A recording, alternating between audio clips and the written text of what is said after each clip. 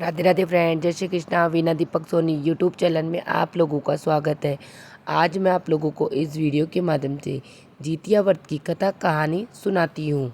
जितिया व्रत के दिन माताएं और बहनें अपने बच्चों की दीर्घायु के लिए जीवित पुत्री का व्रत यानी कि जितिया का व्रत रखेगी और भगवान जीमूत वाहन की विधि विधान से पूजा करके व्रत करने का संकल्प लेगी। हर साल आश्विन मास में कृष्ण पक्ष की 7वीं वरदा अष्टमी तिथि में यह व्रत किया जाता है। इस व्रत में भगवान जीमूतवाहन की पूजा होती है और उनकी व्रत कथा का पाठ किया जाता है। मान्यता है कि इस कथा का पाठ करने से आपके बच्चों की आयु लंबी होती है और साथ ही उनका जीवन भी राजा के समान बीतता है। मैं आपको जीमूतवाहन व्रत की कथा कहानी बताती हूँ। एक बार नैमिषारण्य के निवासी ऋषियों ने संसार के कल्याण सूत जी से पूछा, हे सूत जी, कराल कलिकाल में लोगों के बालक किस तरह दीर्घायु होनी, सो कहिए। सूत जी बोले, जब द्वापर का अंत और कलयुग का आरंभ होता है उसी समय बहुत सी शोकाकुल स्त्रियों ने आपस में सलाह की, क्या इस कलयुग में माता के जीवित रहते पुत्र मर जाएंगे। जब वे आपस में कुछ निर्णय नहीं कर सकी तब वे गौतम जी के पास पूछने के लिए गई। जब उनके पास पहुंची तो उस समय गौतम जी बड़े ही आनंद के साथ बैठे थे। उनके सामने जाकर उन्होंने मस्तक झुकाकर प्रणाम किया। तदंतर ऋषियों ने पूछा, हे प्रभु, इस कलयुग में लोगों के पुत्र किस तरह जीवित रहेंगे। इसके लिए कोई व्रत या तप हो तो कृपा करके हमें बताइए। इस तरह उनकी बात सुनकर गौतम जी बोले, आपस में वही बात कहूँगा जो मैंने पहले से सुन रखा है। गौतम जी ने कहा, जब महाभारत युद्ध का अंत हो गया और द्रोणाचार्य पुत्र अश्वत्थामा के द्वारा अपने बेटों को मारा देकर सब पांडव बड़े दुखी हुए तो पुत्र के शोक से व्याकुल होकर द्रौपदी अपनी सखियों के साथ ब्राह्मण श्रेष्ठ धौम्य के पास पहुंच गई और उसने धौम्य से कहा, हे विप्रेंद्र, कोई कौन सा उपाय करने से बच्चे दीर्घायु हो सकते हैं, कृपा करके ठीक ठीक मुझे बताइए। धौम्य बोले, सतयुग में सत्य वचन बोलने वाला, सत्य आचरण करने वाला समदर्शी जीमूतवाहन नामक एक राजा थे। एक बार वह अपनी स्त्री के साथ अपनी ससुराल गया और वहीं पर रहने लगा। एक दिन आधी रात के समय पुत्र के शोक से व्याकुल कोई स्त्री रोने लगी, क्योंकि वह अपने बेटे के दर्शन से निराशन हो चुकी थी। उसका पुत्र मर चुका था। वह रोती हुई कहती है, हाय, मुझ बूढ़ी माता के सामने मेरा बेटा कैसे मर गया। उसका रुंदन सुनकर राजा जीमूतवाहन को तो मानो हृदय दुखी हो गया और वह विदीर्ण हो गई। वह तत्काल उस स्त्री के पास गए और उससे पूछा, तुम्हारा बेटा कैसे मर गया है। बूढ़ी माता ने कहा, गरुड़ प्रतिदिन आकर गांव के लड़कों को खा जाता है। इस पर दयालु राजा ने कहा, माता, अब तुम मत रो, आनंद से बैठो, मैं तुम्हारे बच्चे को बचाने का प्रयत्न करता हूँ। ऐसा कहकर राजा उस स्थान पर गया जहाँ गरुड़ आकर प्रतिदिन मांस खाया करता था। उसी समय गरुड़ भी उस पर टूट पड़ा और मांस खाने लगा। तब अतिशय तेजस्वी गरुड़ ने राजा का बायां अंग खा लिया तो झटपट राजा ने अपना दाहिना अंग फेंक कर गरुड़ के सामने कर दिया। यह देखकर गरुड़ ने कहा, तुम कोई देवता हो? कौन हो तुम? मनुष्य तो नहीं जान पड़ते हो मुझे। अच्छा, अपना जन्म और कुल मुझे बताओ। पीड़ा से व्याकुल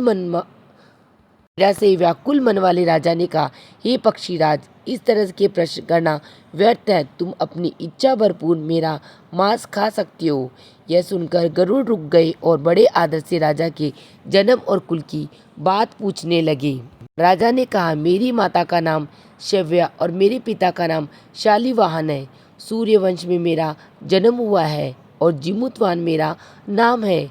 राजा की दयालुता देखकर गरुड़ ने कहा, हे महाभाग, तुम्हारे मन में जो अभिलाषा हो वह वर मांगो। राजा ने कहा, हे पृथ्वीराज, यदि आप मुझे वर दे रहे हो तो वर दीजिए कि आपने अब तक जिन प्राणियों को खाया है वे सब जीवित हो जाए। हे स्वामी, अब से आप यह बालकों को न खाएं, न कोई ऐसा उपाय करें कि यहाँ तो जो उत्पन्न हो वह लोग बहुत दिनों तक जीवित रहे। धौम्य ने कहा कि पृथ्वीराज गरुड़ राजा को वरदान देकर स्वयं अमृत के लिए नागलोक चले गए। वहाँ से अमृत लाकर उन्होंने उन पर मरे मनुष्य की हड्डियों पर बरसाया छिड़का। ऐसा करने से सब लोग जीवित हो गए जिनको कि वह पहले गरुड़ ने खा लिया था। राजा के त्याग और गरुड़ की कृपा से वहाँ वालों का बहुत कष्ट दूर हो गया। उस समय राजा के शरीर की शोभा दोगुनी हो गई थी। राजा की दयालुता देखकर गरुड़ ने फिर कहा, मैं संसार के कल्याणार्थ एक और वरदान दूंगा। राजा आश्विन कृष्ण सप्तमी से रहित शुभ अष्टमी तिथि है। आज ही तुमने यहाँ की प्रजा को जीवन दान दिया है। हे वत्स, अब से यह दिन ब्रह्म भाव हो गया है। जो मूर्ति भेद से विविध नामों से विख्यात है, वही त्रिलोकी से पूजित दुर्गा अमृत प्राप्त करने के अर्थ में जीवित पुत्रिका कहलाई है। सो इस तिथि को जो स्त्रियाँ उस जीवित पुत्रिका की और कृष्ण की आकृति बनाकर तुम्हारी पूजा करेगी, तो दिनों दिन उनका सौभाग्य बढ़ेगा और वंश की भी बढ़ती रहेगी। हे महाभाग, इस विषय में विचार करने की भी आवश्यकता नहीं है।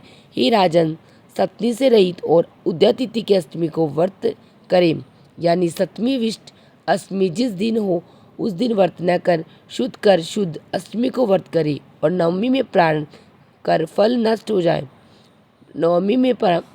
नवमी तिथि को व्रत का प्रायण किया जाएगा। यदि इस पर ध्यान न दिया गया तो फल नष्ट हो ही जाएगा और सौभाग्य तो अवश्य ही नष्ट हो जाएगा। जिमुतवान को इस तरह का वरदान देकर गरुड़ वैकुंठ धाम को चले गए और राजा भी अपनी पत्नी के पास अपने नगर को वापस लौट आए। के बाद धौम्य द्रौपदी से कहते हैं, हे देवी, मैंने यह अतिशय दुर्लभ व्रत तुमको बताया है।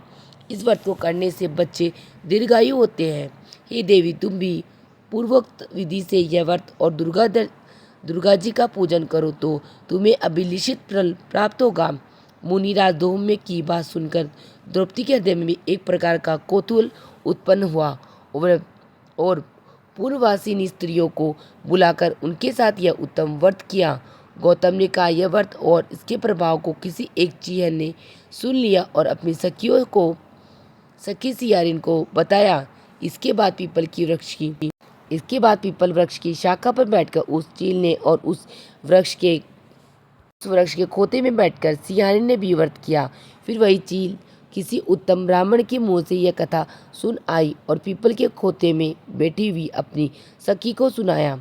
सियारिन ने आधी कथा सुनी थी कि उसे भूख लग गई और वह उसी समय शव से भरे शमशान में पहुंच गई। वहां उसने इच्छा भर मांस का भोजन किया और चीह बनाकर कुछ खाए पीने ही रह गई और सवेरा हो गया। सवेरे वह गौशाला में गई और वहां गौ का दूध पिया। इस तरह नवमी को उसने प्रायण किया। कुछ दिनों के बाद वे दोनों मर गए और अयोध्या में किसी धन व्यापारी के घर में जन्मी। संयोग से उन दोनों का जन्म एक ही घर में हुआ, जिसमें सियारिन शेर हुई और चीह छोटी। वे दोनों सभी शुभ लक्षणों से युक्त थी, इसलिए बड़ी लड़की कौशिराज के और छोटी उसके मंत्री के साथ विवाह विधि पूर्वक हो गया। पूर्व जन्म के कर्मफल से वह मृगनयनी रानी हुई। जिस किसी की संतान को उत्पन्न करती वह मर जाती और पूर्व जन्म की बातों को स्मरण करने वाली मंत्री की पत्नी ने अष्ट वस्तुओं के सदृश तेजस्वी 8 बेटे उत्पन्न किए और सभी जीवित रह गए। अपनी बहन के पुत्रों को जीवित देखकर ईर्ष्यावश राजपत्नी ने अपने स्वामी से कहा, यदि तुम मुझे जीवित रखना चाहते हो तो इस मंत्री के सभी पुत्रों को उसी जगह भेज दो जहाँ मेरे बेटे गए हैं, अर्थात इन्हें मार डालो। यह सुनकर राजा ने उस मंत्री के पुत्रों को मारने के लिए कई प्रकार के उद्योग किए, पर मंत्री पत्नी ने जीवित पुत्रिका के पुण्य बल से बचा लिया। एक दिन राजा ने अपने आदमियों से उन पुत्रों का सिर काटवा कर पिटारी में रखवाया और वह पिटारी उनकी आत्मा के पास भेज दिया, किंतु वे 8 सिर बेशकीमती जवाहरात हो गए और भले चंगे वे 8 लड़के अपनी माता के पास वापस चले गए।